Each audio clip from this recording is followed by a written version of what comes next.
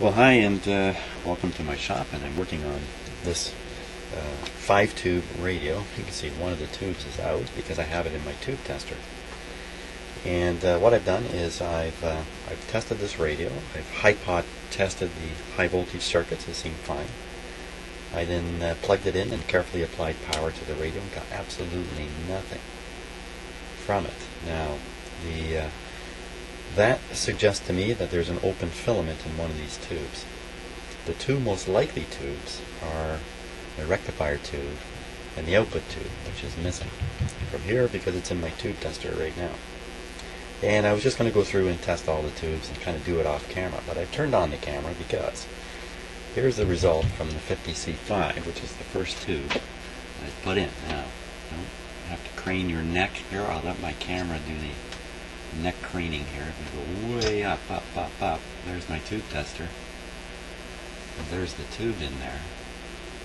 And I don't see any heating in it. And now, watch this meter. I'll push the test button. Oh, wait a minute. Check your shorts. And nothing. Nothing, nothing, nothing, nothing. So there's a chance it's just contacts in the socket here, so I won't right away assume it's a shot and wiggle it around a little bit.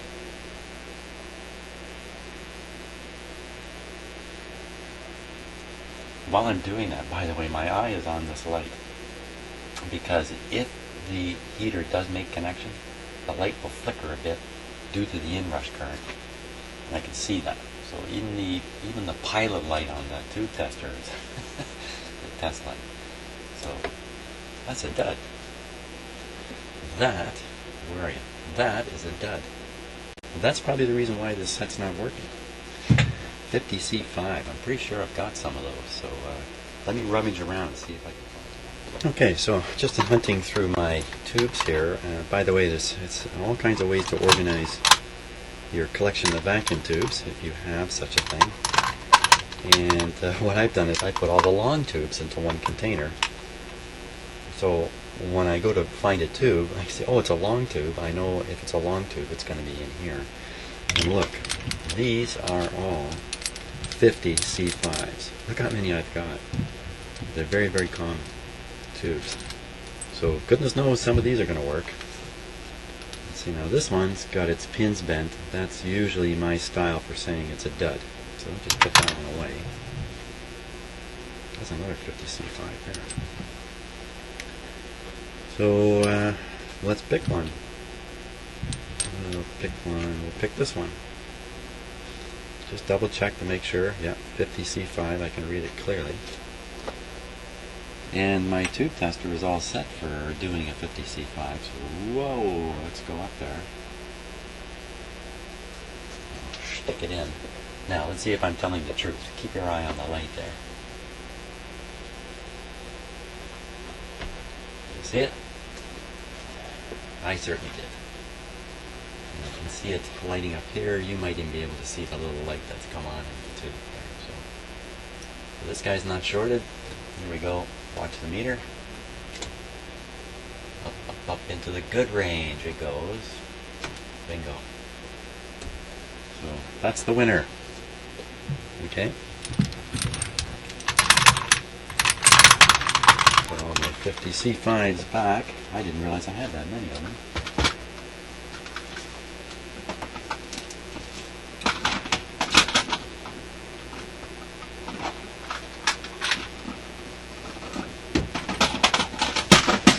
Okay, so I'm not going to test the rest of the tubes. I'm going to let the radio test the rest of the tubes. That's what I'm going to do, since I already found which one was defective. So, okay. Hey, what are you doing looking up there? The action's down here now. That's better. Okay, so we'll put in the 50C5. Now we're unplugged. I also have a fresh cup of coffee here. And I think we're ready for another test. So speaker's connected. Hot light is connected, hot chassis light. Antenna's connected. How'd that glue work out? Oh yeah, it's not coming off. It's not coming Okay, that's great. Now, what am I forgetting? Am I forgetting anything? I don't think so. No, I think we're good to go. I'm just going to move my coffee out of the panic zone.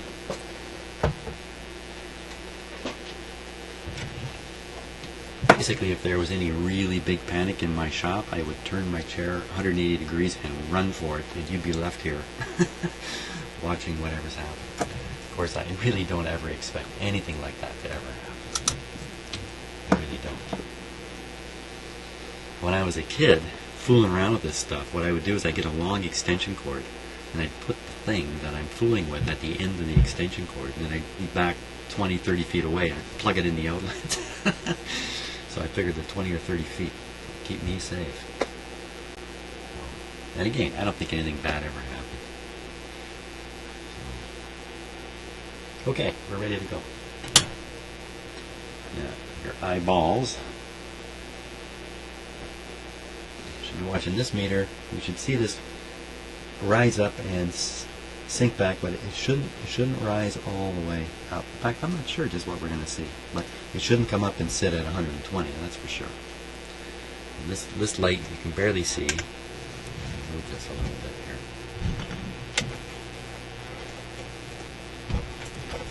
Okay, you can see it a little bit better. This light should come on a little bit, but maybe not. You know, this is not going to draw a lot of power. Okay, enough talk, Jim. Let's do it. Here we go.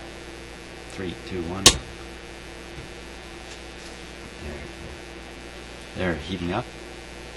So essentially, I've repaired the radio at this point. Let's see if that's really true. And notice the hot chassis light has never come on yet.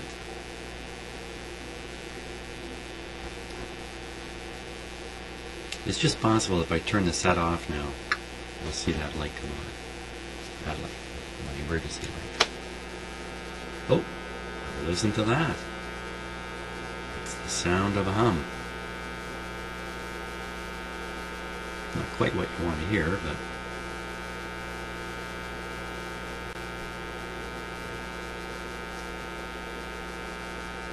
now, even with that hum, we should be able to hear some radio.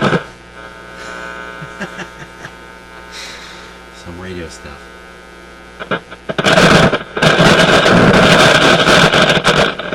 Well, one thing we're hearing is a very dirty volume control.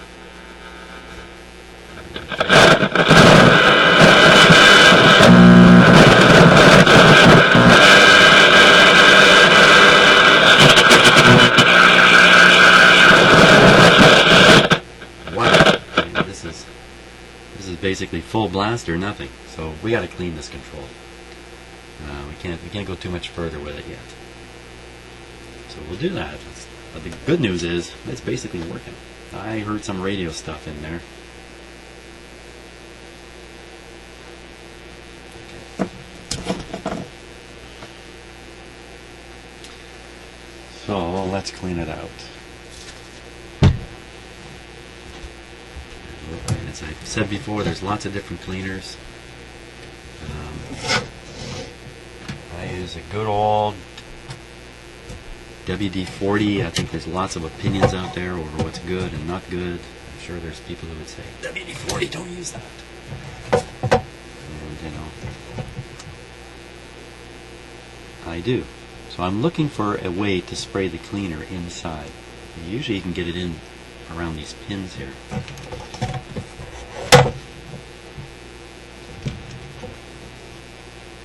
Probably up the back this way. So,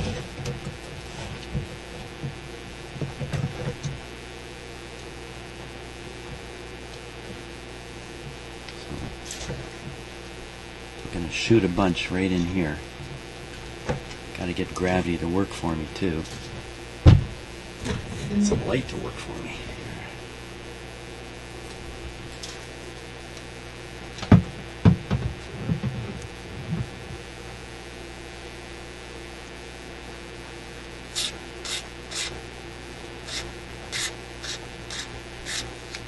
Where's the WD-40?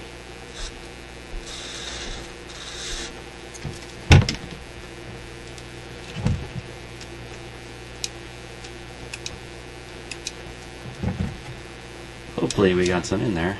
Feels like it's loosened up a bit. Lots of problems can be attributed to dirty controls. Yeah, it's definitely gotten in there.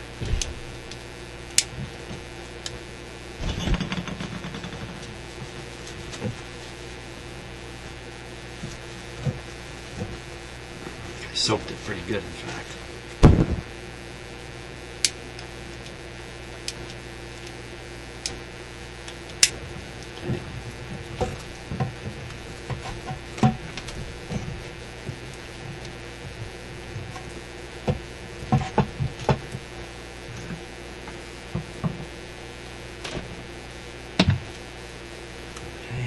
Check for safety. Everything looks the same. Plug it in. Arm things. Here we go. Once again. The switch is off, so I'm going to switch it on. There we go. Again, this meter's indicating current draw from the radio. You can see the tubes lighting up.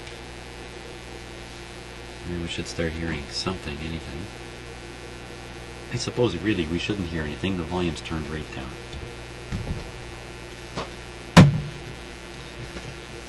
Good chance to have a gulp of coffee here.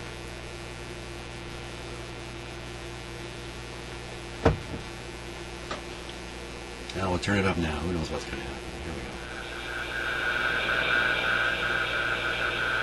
go. Like that.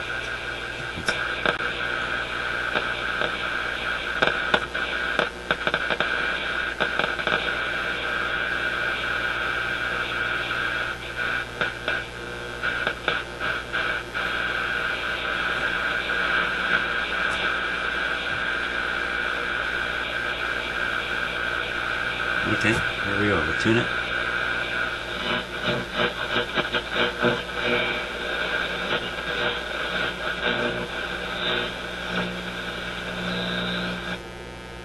Hey. Uh-oh. What's going on there?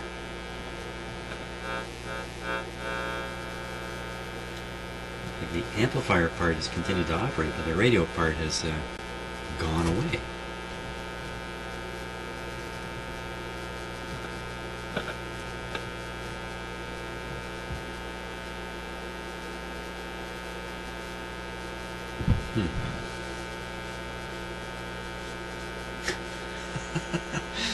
Just as I was getting really excited about how easy this was going to be, where did it go?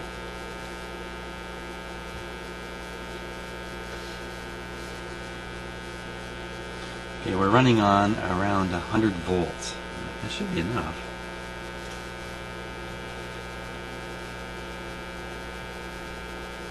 I can still hear it.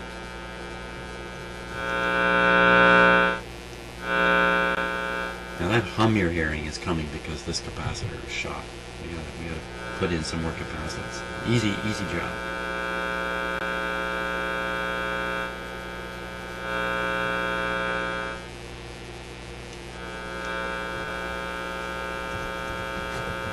I don't know what happened to the radio.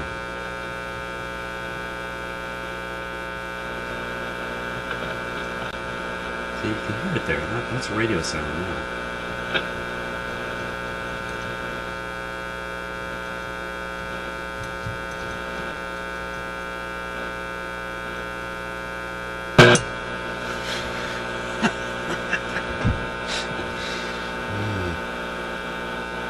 Okay, well that sounds like a bad solder connection or a break in the circuit board because I just pushed down on a component and the thing came to life. Let's try that again. I won't jump this time.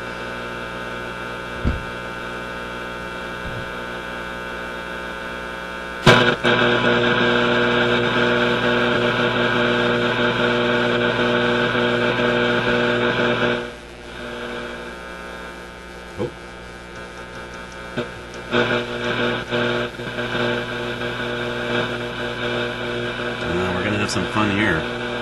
trying to sort out what's causing that.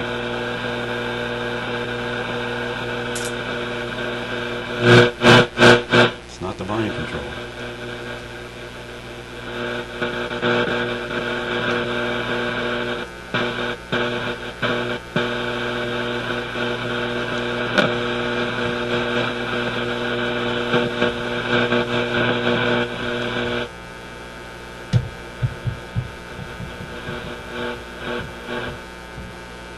Something affecting the very front end of the radio.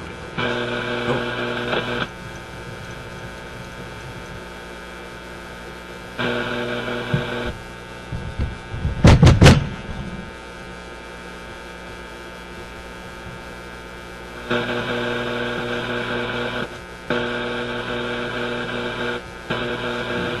At least when I push at this end of the board, it seems to be more sensitive to it.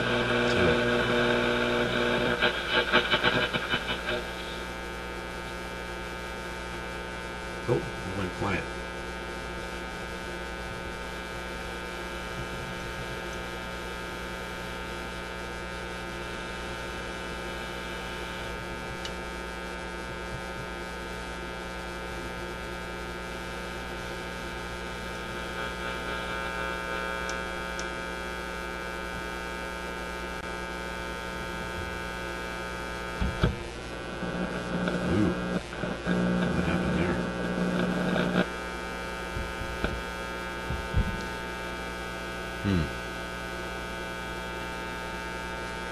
Well, I have to examine the underside very, very carefully. See if we can spot something, but these are not easy things to track down normally. So, but otherwise the radio seems to be working. And we can't do any alignment or anything like that with it in this condition. We can get rid of that hump, so we'll go after this.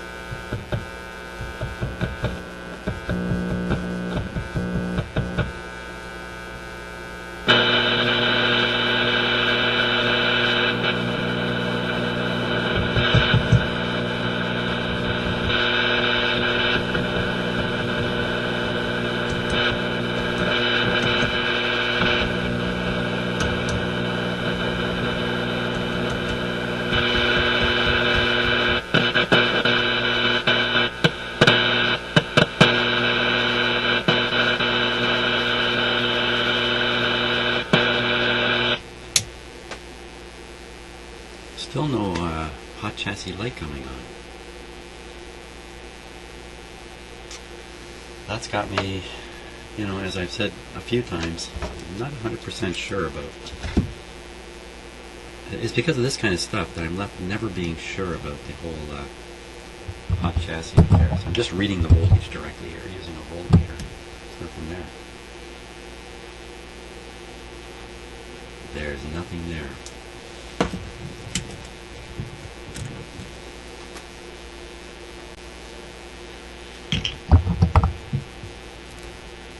There we are. How come my light didn't come on?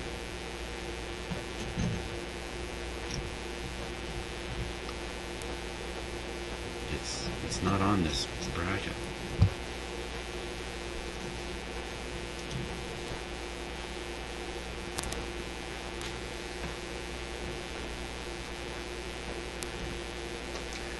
There it is. I present to you a hot chassis light. Now, let's just fiddle with this for a moment. Radio's off, and you can see the chassis is hot. If I turn the radio on, goodbye to the hot chassis. Isn't that mysterious? Let me turn it off again. Hot chassis. Now, I switch this plug around. Hot chassis gone. But wait, let's turn it on again. Hot chassis back. So, that's the essence of the problem with the hot chassis radio. It's going to be hot one way or the other, either when the set's on or the set's off. And it's random. If you have a non-polarized plug, it's a random event. Depends which way you plug it in. So, how do you like your shocks? So, if you don't like your shocks, then you better do all the stuff I'm doing here to prevent that. Including, I'm not touching anything that's grounded while I'm sitting here. which is a bit of a challenge in a shop like this.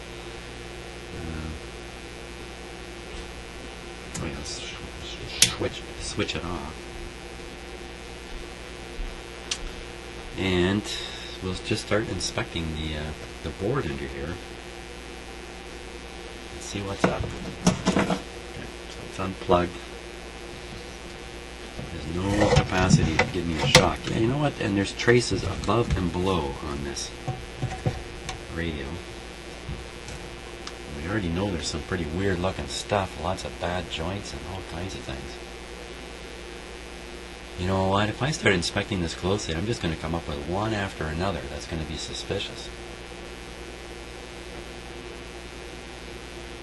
What we'll do is we'll take a close look at the traces and attempt to see a break in a trace. And failing that, I'll just have to resolder all these connections. It won't take all that long. And go from there. So let's get on the close-up camera here.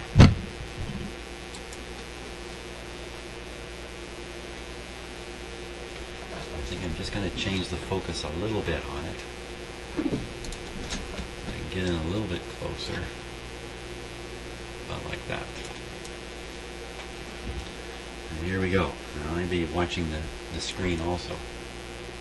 Just like you. Just following the traces.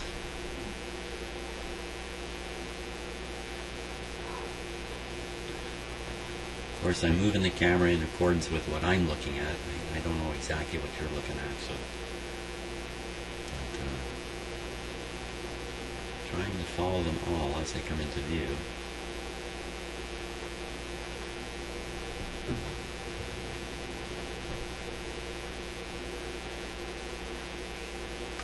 I'd have to say that as a commercial soldering job, this is the worst I've ever seen.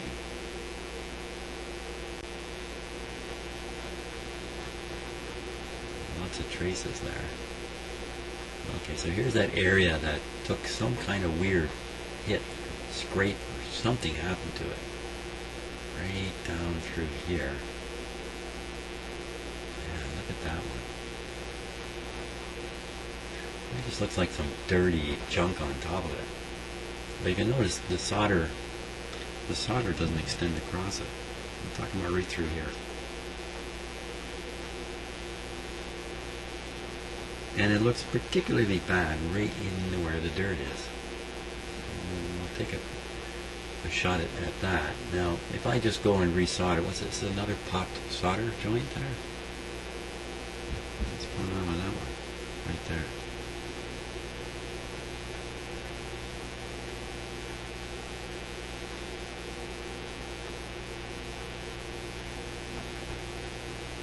Pretty strange looking thing.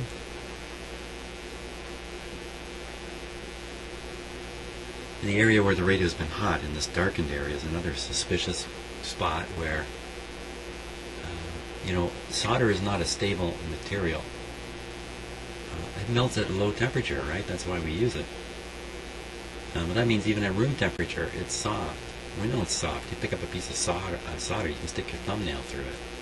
It's soft stuff. And so it's chemically active, even at room temperature. So, you know, solder's an alloy. The alloy components can separate a bit. The tin can separate from the lead. And just the nature of the solder can change. And anybody who's done a lot of soldering knows this. They know what a cold solder joint looks like. They've made them. I don't see any obvious break anywhere on here. But I sure do see a lot of questionable areas. So here's another spot here. Now there's no solder over the trace. It doesn't mean the trace is bad. But why did they take time to solder this? Or set up a system? Because this is probably a solder bath technique they used. And then accept it when it missed spots all over the place. They're probably under the pressure of production. I could even see them sitting around a room and going, you know, the last 400 circuit boards we generated have these following problems. And then saying, well, We gotta sell the radios. We gotta sell the radios. We'll just be ready to repair them when they come back. I'm making all this up. You know, I never worked in the radio industry itself, so I really don't know. Well, I'm not seeing anything special, except for this goofy thing. Now, could this... Let me get the focus up even closer. We'll look at the goofy thing here. Okay, so there's the goofy thing. It really looks bad. I'm gonna try to pop that right off. Let's see if we can do that.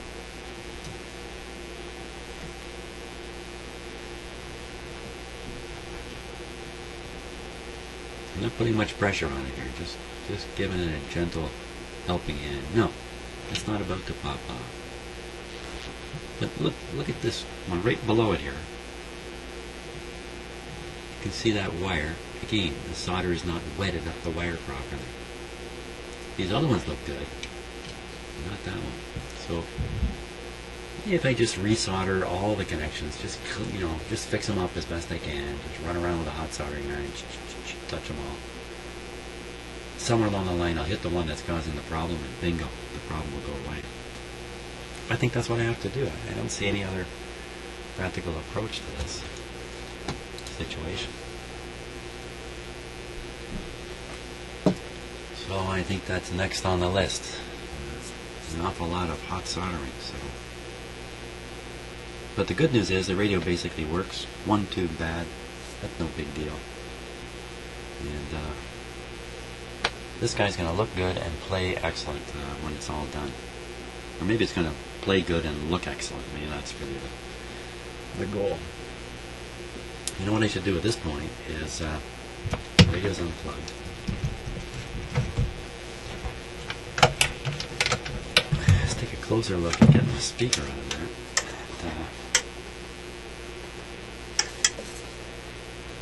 It's got these crummy clips. I don't like these kinds of clips. They're a little bit tricky to get out. You can brutalize them out. That's ugly. But it's really better to kind of release the spring grips here and try to get it out a bit, and then just brutalize it out of there.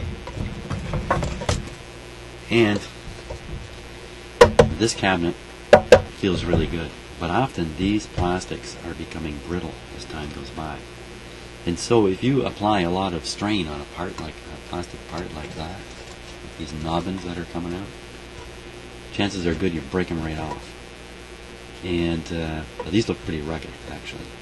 And I think the plastic's in great shape. Another thing is sinking screws into these plastic points, where they're designed to take a screw. These get brittle also. Oh yeah, and then there's that sheet of asbestos, which at this point I plan to just leave it alone and not touch it.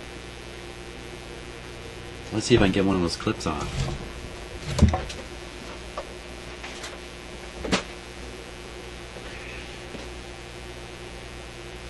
And how about a real high view here?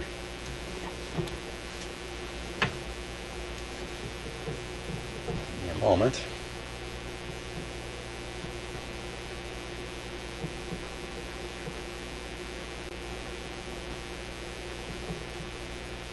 Give me another moment.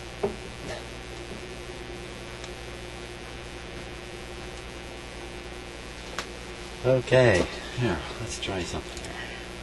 There we are. Isn't that terribly out of focus? So I'll just focus it here.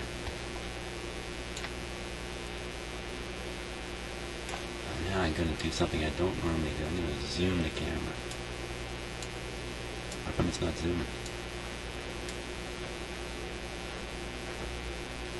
Well, the zoom control doesn't work.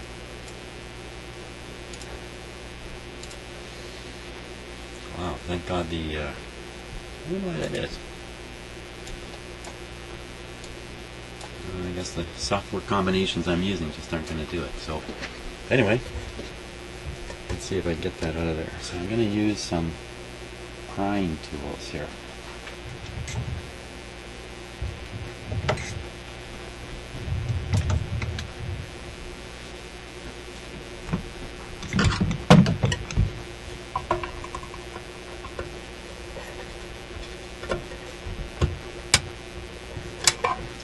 just pulling up on the locking tab. And keeping in mind I got a speaker cone just a fraction away, so a bad tool slip and there's a hole in the cone. Not only that, I got that asbestos sitting right there, which I don't want to knock into. Hey, that was pretty easy. That was much easier than expected. Okay, I'll try this other one here. Yeah, the camera is hanging. You're wondering. No, I'm not in a ship. Oh, that was as easy as could be. Wow, those are the easiest ever. Take the speaker out. Voila! Tiny little speaker. And there's the cabinet. I don't know if you can see that big whack of dust in there.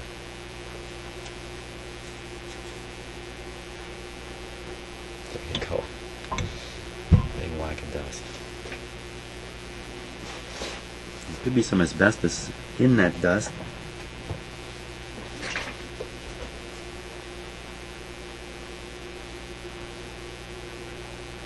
And I can wash away now. I'd rather not get the asbestos wet, but it's not the end of the world if it does. Because this front of this radio really needs a scrub down. But I think it's going to look great.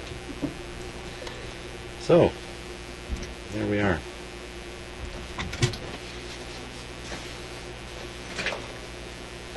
We'll have this guy working good and looking great before too much longer. But I think right now, it's almost lunchtime. Almost lunchtime, so I'll see you on the next video.